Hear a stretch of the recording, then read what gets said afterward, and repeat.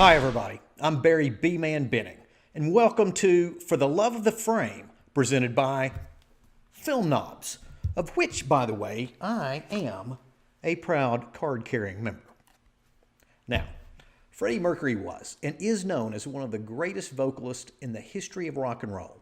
He had an amazing 4-octave range that wowed just about everybody who heard him, including his peers at the time, such as The Who's lead singer Roger Daltrey, who once called Mercury the best virtuoso rock and roll singer of all time. Montserrat Caballé, the opera singer whom he collaborated with later in his career, claimed that Mercury was always able to find the right nuance for every word he sang, from subtle to slamming. And likewise, Queen, the group that Freddie fronted, was and is known as one of the greatest bands in the history of rock and roll. They were progressive, innovative, and highly influential, and they played a huge part in the evolution of rock and roll itself and several of its various subsets. But this show, as I mentioned earlier, is presented by Film Nobs, not Music Knobs. So I'm not going to parse through Bohemian Rhapsody the song, which is awesome, by the way. I'm going to talk briefly about Bohemian Rhapsody the movie, which unfortunately is not quite as awesome as the song. So, with the movie, we have a story of an immensely compelling lead character in Mercury, a complex man both professionally and personally. And we have a story of a complex band populated by musicians who were never satisfied by just repeating past successes to make a buck, and who always seem to work hard to remain fresh and original. So, we've got a story that deals with a very unconventional group of individuals and artists.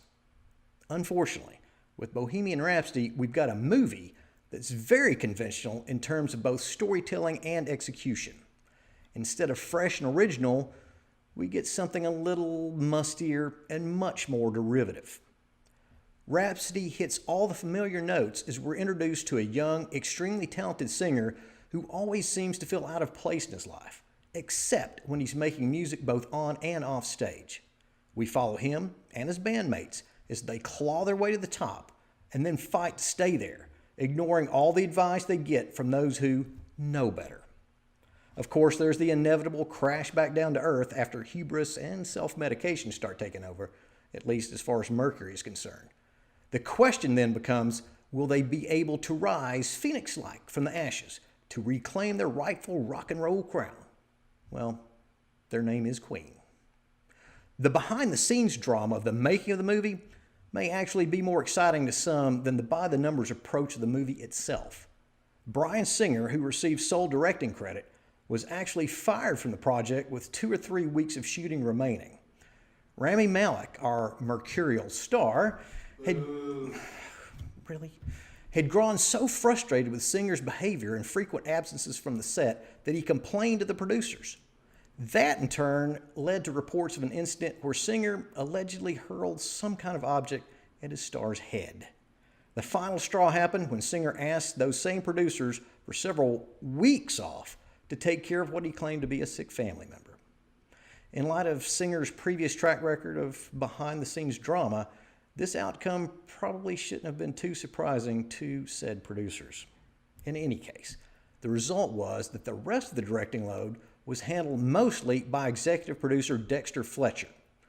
And Fletcher is actually the director, appointed before shooting started, of the upcoming release Rocket Man, which is another musical biopic about another flamboyant musician, Elton John, as the title hints at. So, while the direction, or lack thereof, is certainly one reason that the movie fails to rise above its familiar trappings, I'm actually going to put most of the blame on the script. Anthony McCartan, who gets the screenplay credit, is no stranger to biopics. He penned both The Theory of Everything, about physicist Stephen Hawking, and also last year's Darkest Hour, which followed Winston Churchill through World War II. For those 2 movies, he received 3 Oscar nominations. Now, while I'm not going to dive into the relative pros and cons of those 2 scripts, I will say that the same safe, middle-of-the-road approach he used there doesn't seem to work nearly as well here. For one thing, Mercury, nor the rest of the band members, ever seemed to play it safe with their craft. They were always experimenting, always challenging established ways of doing things. And most importantly, they always seem to trust their audiences to be able to understand what it was they were trying to do. The filmmakers here, in relation to the script in particular, don't seem to trust their audience much at all, at least as far as being able to face head-on its lead character's rather complicated psychology.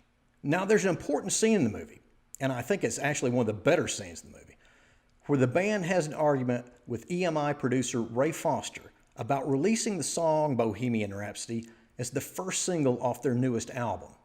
Foster is adamantly against the idea, convinced that it will never be a hit because at over 6 minutes, it's too long to be played on the radio.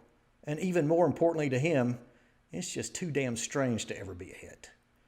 And I've also got to mention here, casting Mike Myers as Foster was a pretty good idea for headbangers in general and fans of Wayne's World in particular.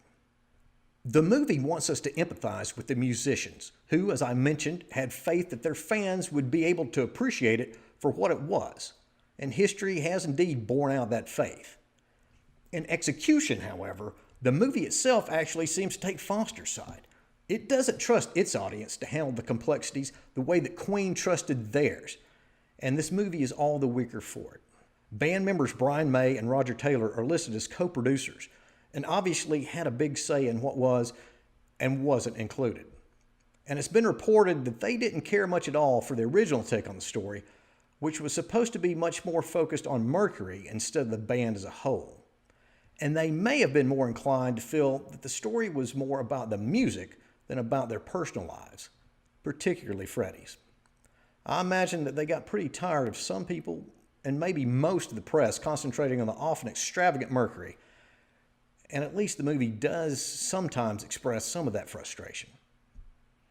What the movie flat comes out and says, and not just hint at, is how much the group considered themselves a family, and how important the concept of family was to them. And that's certainly an admirable thing to promote these days.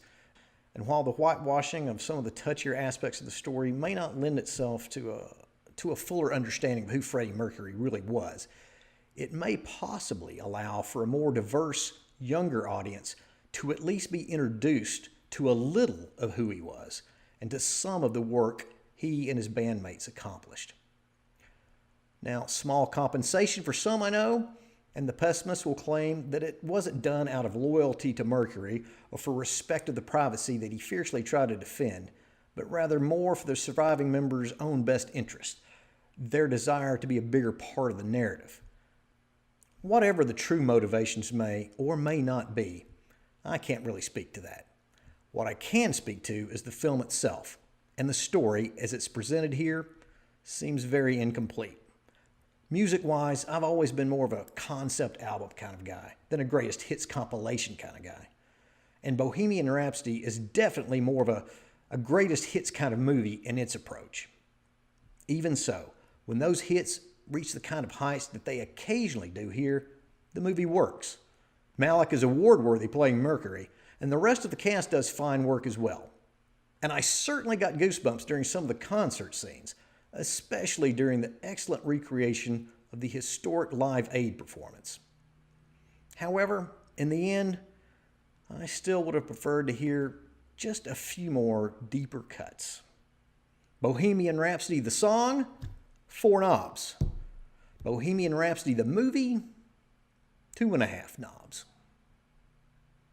Thanks so much for watching. If you enjoyed it, please be sure to like, share, and subscribe. If you didn't enjoy it, well, please like, share, and subscribe anyway. And if somebody out there questions your movie nerdiness, or more specifically your movie knobbiness, tell them to relax and put on some good music, because it's all for the love of the frame.